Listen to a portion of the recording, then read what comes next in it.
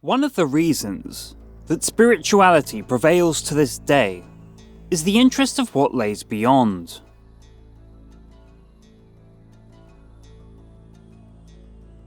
We have covered this in brief, particularly through Swedenborg and Andrew Davis Jackson's stories, but these are but two accounts amongst many.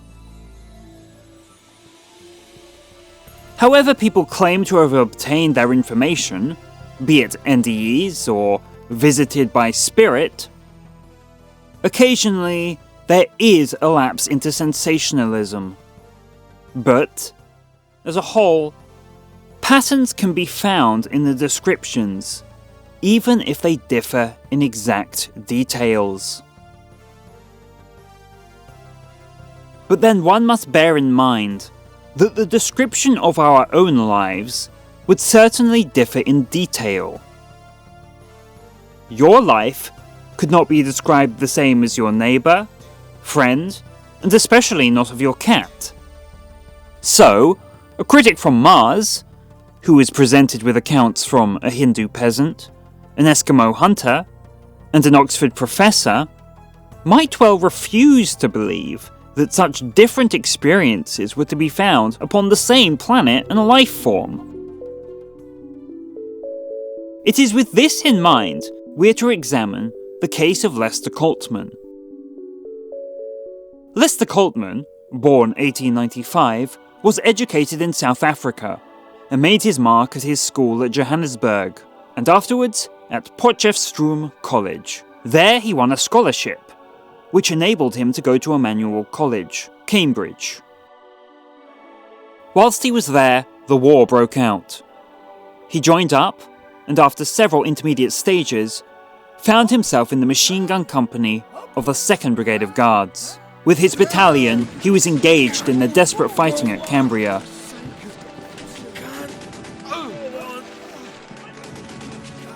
But in December 1917, he was to meet his death, aged just 22.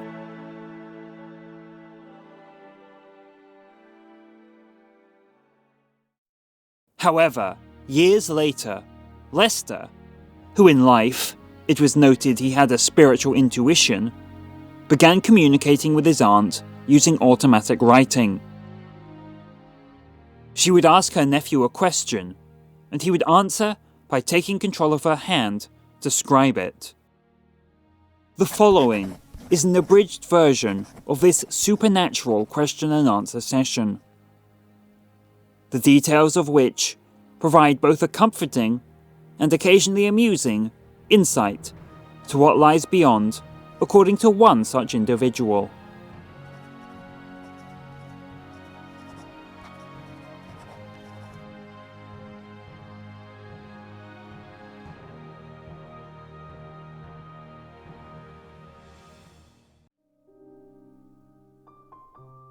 Where are you?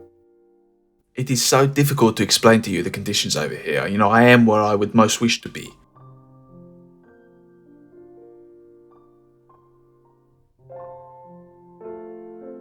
Do you have food?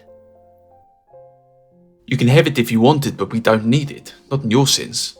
Such lovely essences, wonderful fruits, other things besides which you don't have on Earth.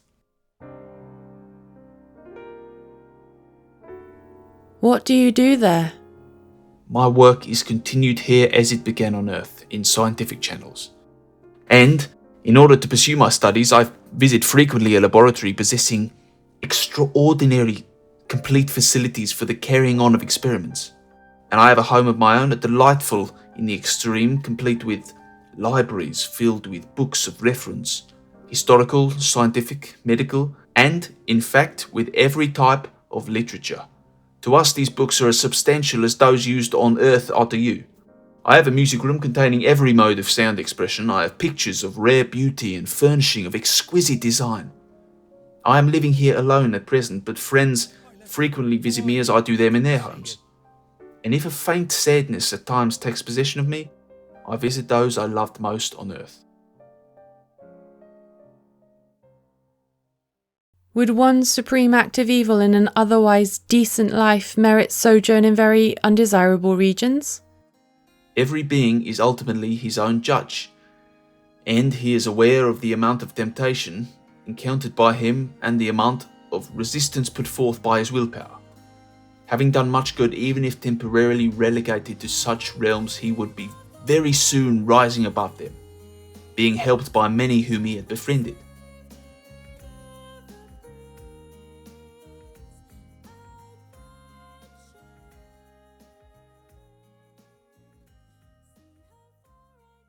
Why are some people better at communicating with your side than others? It is down to whether a suitable temperament and sensitivity has evolved. Notably, those of the Celtic strain are prominently evident as their best sensitives. Does love hold the same place in your sphere as on Earth? It does hold an even greater place, but it is purged of much that was dross and made it even more compelling than on Earth. If a man and woman have great love for each other on Earth, does that love become paramount when both have passed over? Or may the first one passing have formed a closer spirit tie? If the love was supreme on Earth, and the Earth being left forms of no greater tie, then shall the love of the two when united have its grand transfiguration.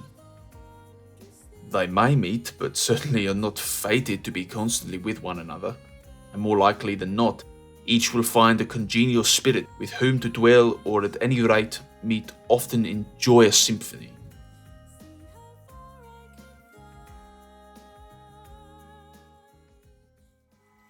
This was all, of course, extracted from the book The Case of Lester Coltman by Lillian Walbrook, the introduction to which was written by Sir Arthur Conan Doyle.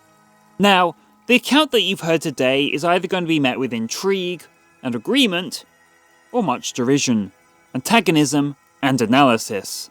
And so it should be, for as Lester Coltman put it, No cause can advance without criticism, and the greater the truth and justice of that cause, the more it will welcome controversy, opposition, and even opprobrium. For it is only by examining, listening, learning, and observing will the logical earthly brain be assured, receive absolute conviction, and so come to accept this exquisite truth.